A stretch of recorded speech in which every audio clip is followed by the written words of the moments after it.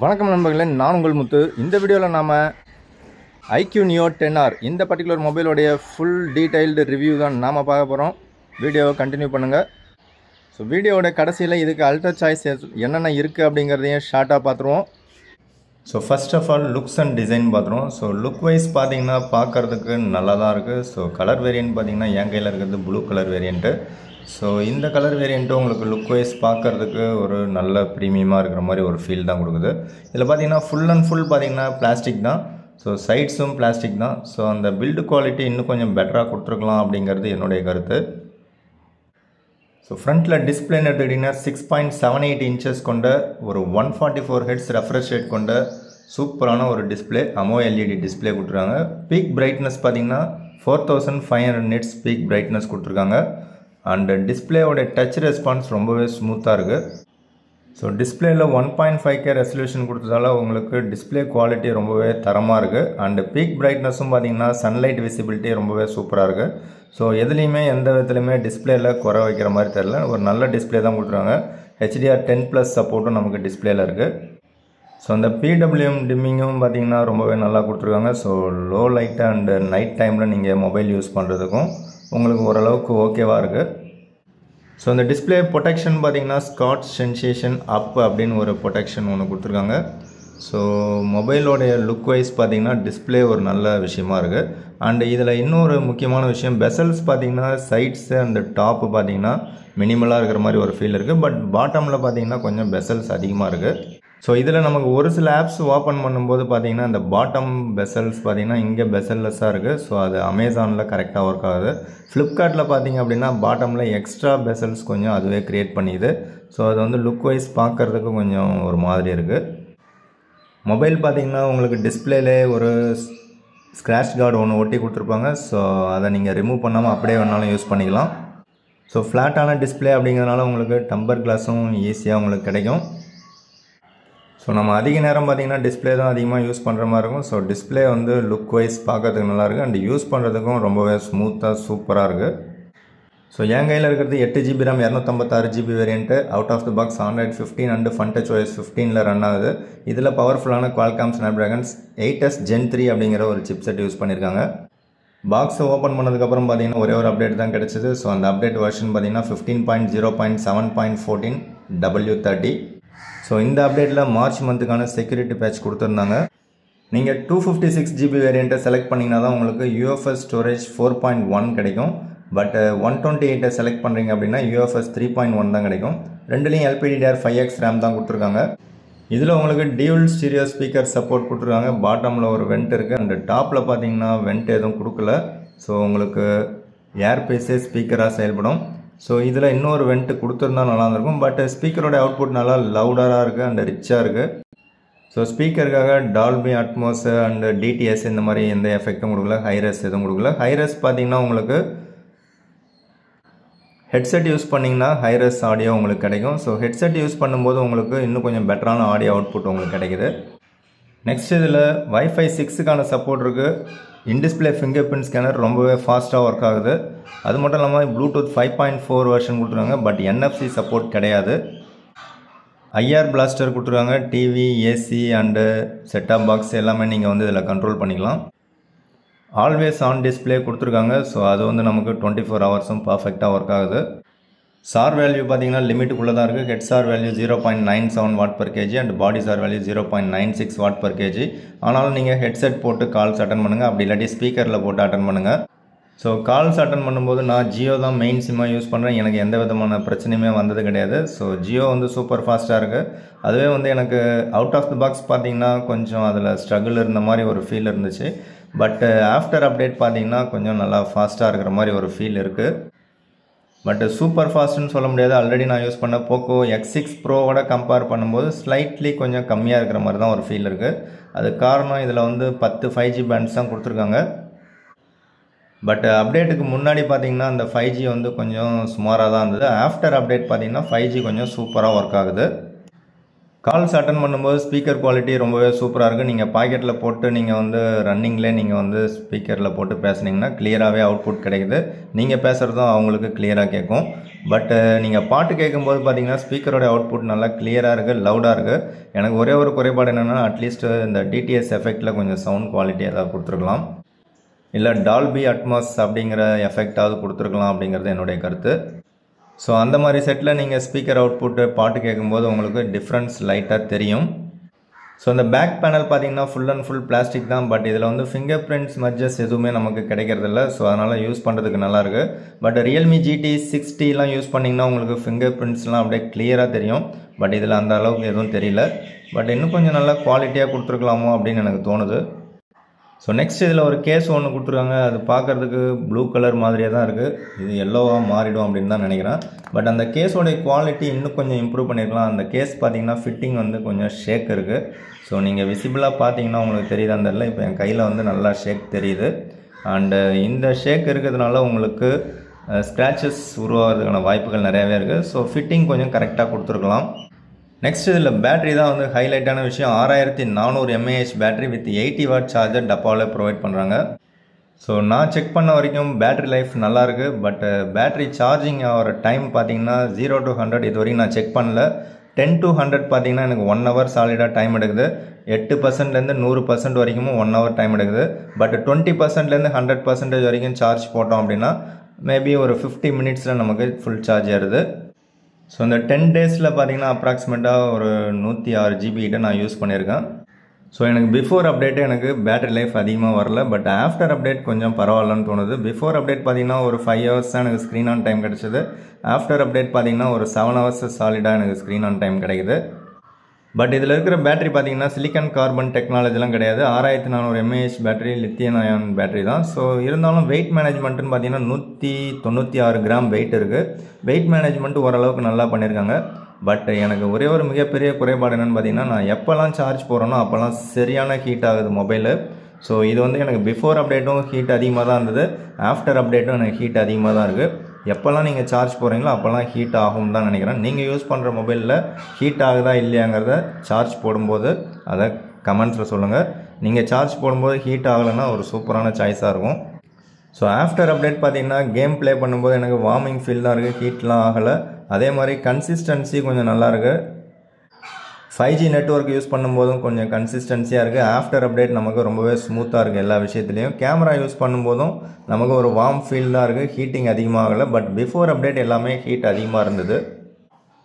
நான் கேமர் கிடையாது, அதனால் கேம் ப்ளே அதிகமாக நான் பண்ண மாட்டேன். ஸோ நீங்கள் யாராவது ஹெவியான கேமராக இருந்தீங்கன்னா உங்களுடைய கேமிங் எக்ஸ்பீரியன்ஸை ஷேர் பண்ணுங்கள். பட் ஒரு சில நண்பர்கள்ட்ட மொபைலை கொடுத்து நான் செக் பண்ணதில் கேம் ப்ளே ரொம்பவே ஸ்மூத்தாக சூப்பராக இருக்குது அப்படின்னு சொல்லி எக்ஸ்பீரியன்ஸை ஷேர் பண்ணியிருக்காங்க. ஸோ நீங்கள் எப்படி கேம் ப்ளே பண்ணுறீங்க அப்படிங்கிறத உங்களோட யூசர் எக்ஸ்பீரியன்ஸை ஷேர் பண்ணுங்கள். வைல் கேம் ப்ளே பண்ணும்போது உங்களுக்கு ஹீட் ஆகுதா இல்லையா அப்படிங்கிறதையும் ஷேர் பண்ணுங்கள். நெக்ஸ்ட்டு கேமரா பார்த்தீங்க அப்படின்னா ரியரில் 2 கேமரா இருக்குது. 50 MP main camera Sony sensor and 8 MP ultra wide ஒன்று கொடுத்துருக்காங்க.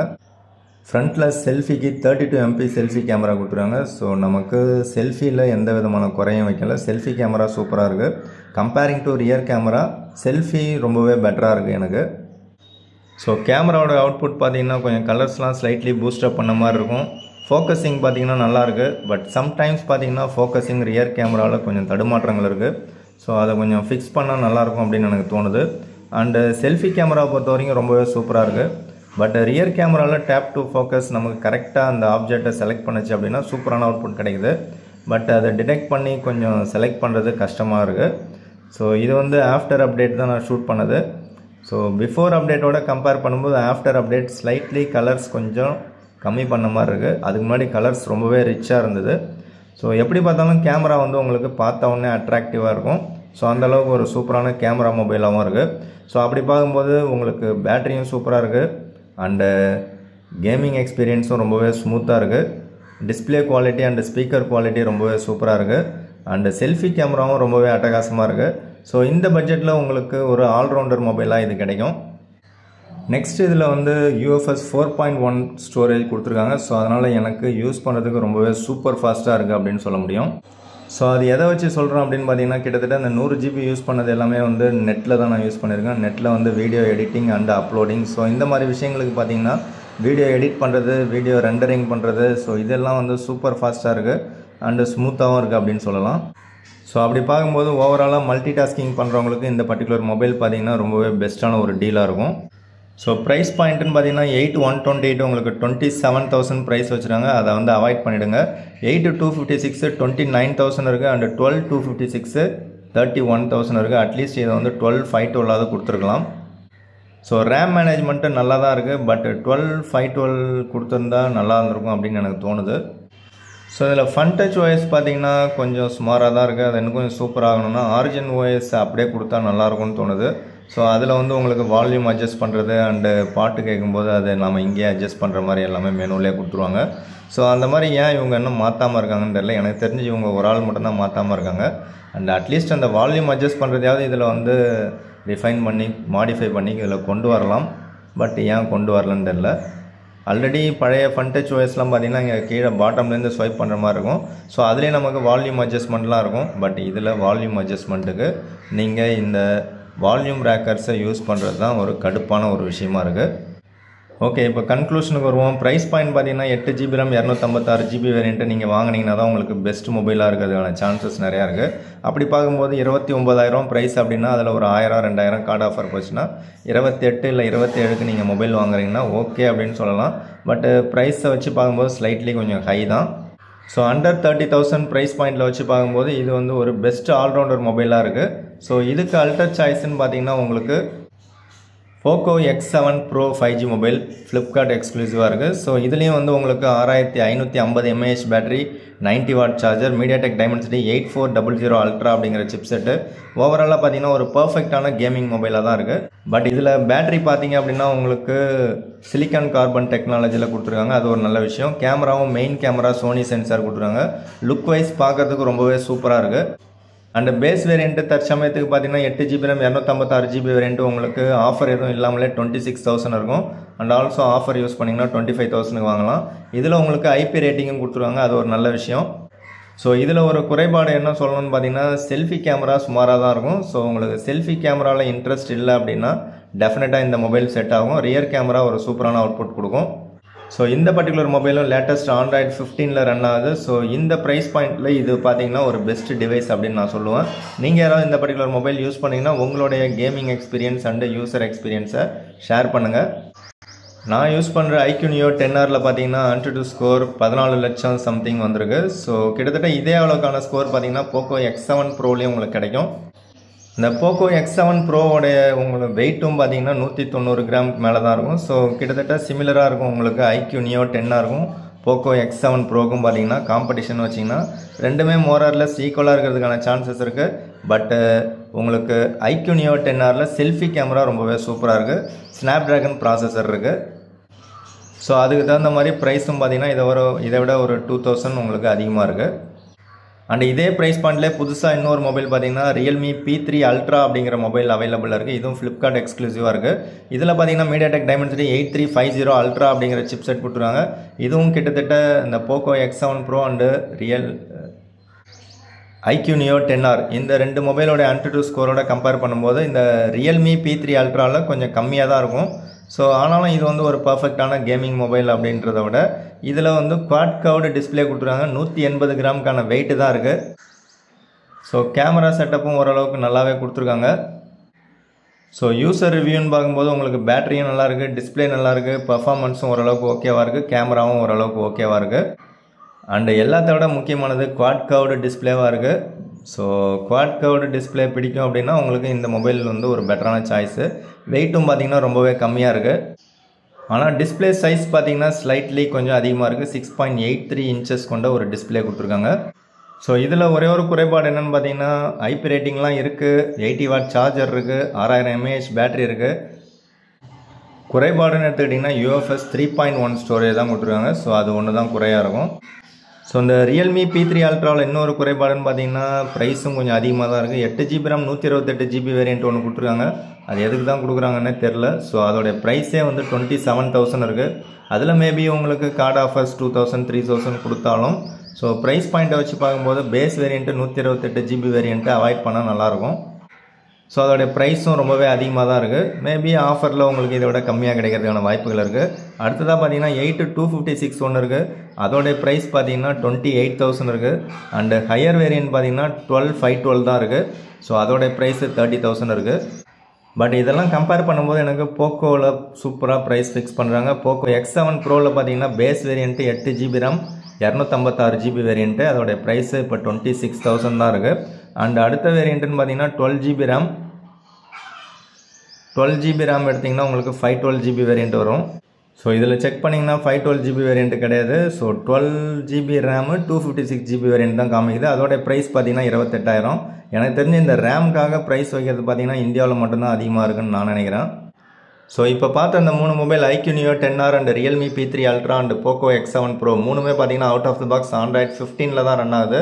ஸோ இந்த 3 மொபைலில் உங்களுக்கு எந்த மொபைல் பிடிச்சிருக்கு அப்படின்னு கமெண்ட்ஸில் சொல்லுங்கள். So next iQOO Neo 10R Realme GT60 and OnePlus Nord 4ஓட கம்பேர் பண்ணிங்கன்னா iQOO Neo 10Rோட ப்ரைஸ் வந்து கொஞ்சம் அதிகமாக இருக்குது. But Realme GT60 and OnePlus Nord 4 இந்த 2 மொபைலில் Realme GT60 24,256GB வேரியன்ட் கிடைக்குது. அதுவே உங்களுக்கு OnePlus Nord 4 25,256GB வேரியன்ட் கிடைக்குது. ஸோ அந்த ரெண்டில் வந்து Realme GT60 ஸ்லைட்லி பெட்டர் அப்படின்னு எனக்கு தோணுது. ஸோ எனக்கு தெரிஞ்சு இந்த iQOO Neo 10Rக்கு டைரெக்டான காம்படிஷன் பார்த்தீங்கன்னா Realme GT6 சொல்லலாம். அதில் நமக்கு எக்ஸ்ட்ராவாக டெலஃபோட்டோ லென்ஸ் ஒன்று இன்க்ளூட் பண்ணியிருக்காங்க. ஸோ அதோடைய ப்ரைஸ் பார்த்தீங்கன்னா நமக்கு ஆஃபரில் 32,000 கிடைக்குது. ஸோ 32,000க்கு இது வந்து பெஸ்ட் அண்ட் பெட்டரான ஒரு சாய்ஸு. ஸோ அவ்வளோதான் இந்த வீடியோ. பிடிச்சா லைக் பண்ணுங்கள், உங்கள் நண்பர்களுக்கு ஷேர் பண்ணுங்கள். நீங்கள் இந்த பட்ஜெட்டில் ஒரு மொபைல் வாங்குறீங்கன்னா எந்த மொபைலுக்கு ப்ரிஃபரன்ஸ் கொடுப்பீங்க அப்படின்னு சொல்லி கமெண்ட்ஸில் சொல்லுங்கள். இல்லை நான் சொன்ன மொபைல்ஸில் நீங்கள் ஏதாவது யூஸ் பண்ணுறீங்கன்னா உங்களுடைய ஹைலைட்ஸ் என்ன, ப்ரோஸ் என்ன, கான்ஸ் என்ன அப்படின்னு சொல்லி கமெண்ட்ஸில் சொல்லுங்கள். அது வீடியோ பார்க்குற மற்ற நண்பர்களுக்கு இல்லை புதுசாக மொபைல் வாங்கக்கூடிய மற்ற நண்பர்களுக்கு ரொம்பவே ஹெல்ப்ஃபுல்லாக இருக்கும். தேங்க்யூ ஃப்ரெண்ட்ஸ், தேங்க்யூ ஃபார் வாட்சிங்.